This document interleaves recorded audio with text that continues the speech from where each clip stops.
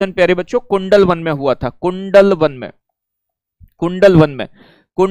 One के अंदर, कुंडल वन में जम्मू कश्मीर में। प्यारे बच्चों ये किसके समय में हुई थी? कनिष्क के समय में। तो कनिष्क के समय में आयोजन हुआ था।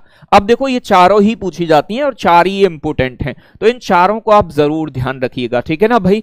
पहली वाली राजगृह में हुई, अजातशत्रु के समय, दूसरी वैशाली में, कालाशोक के समय, तीसरी पाटलिपुत्र में, अशोक के समय, चौथी कुंडल वन में प्यारे बच्चों, ठीक है ना भाई, कश्मीर के अंदर बच्चों कनिष्क के समय। तो ये दूसरी के बारे में हमसे पूछ रहा है, तो दूसरी बच्चों पाटलिपुत्र में नहीं हुई थी, दूसरी वाली वैशाली में हुई थी। तो बच्चों ध्यान रखिएगा 383 ईसा पूर्व वैशाली में कालाशोक के समय दूसरी बौद्ध संगति का आयोजन हुआ था। बहुत बढ़िया।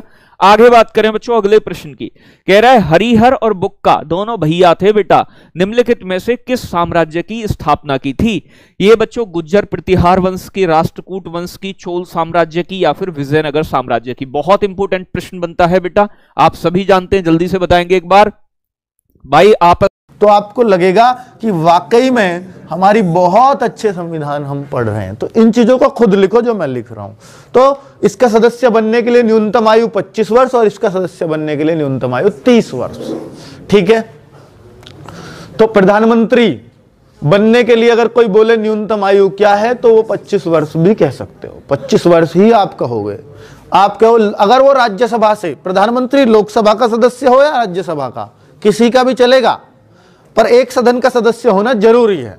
बात आ रही है समझ में? अगर इससे है तो उसकी उम्र 30 वर्ष है, अगर वो लोकसभा से है तो प्रधानमंत्री बनने की न्यूनतम उम्र 25 वर्ष है। इसलिए हम फिक्स नहीं कह सकते कि वो क्या है, ठीक है। चलिए, राष्ट्रपति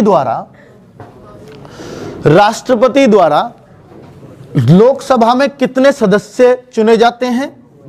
तो आप कहेंगे 2, और वो भी एंग्लो इंडियन।